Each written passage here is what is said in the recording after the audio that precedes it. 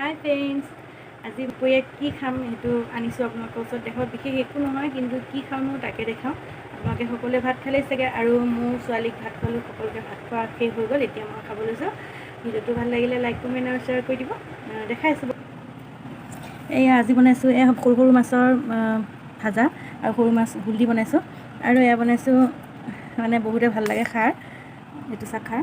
ইয়াত কঁঠাল গুটি দিছোঁ, আৰু ইয়াত চিচিংগা দি বনাইছোঁ, আৰু দালি চিচিংগা মিলাই এইটো খাৰ বনাইছোঁ। খাৰখিনি দেখিব খুব ধুনীয়া হৈছে।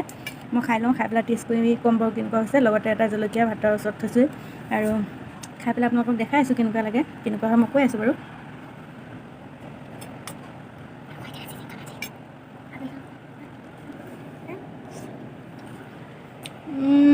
খাৰখিনি যে একদম মোৰ মা বনোৱাৰ নিচিনা হৈছে, আৰু মই নিজে বনাইছোঁ, কিন্তু মাৰ হাতৰ বনোৱাৰ নিচিনা হৈছে। খুবেই ধুনীয়া হৈছে। আজিলৈ এতিয়া মই ভাতখিনি খাই লওঁ। Bye bye.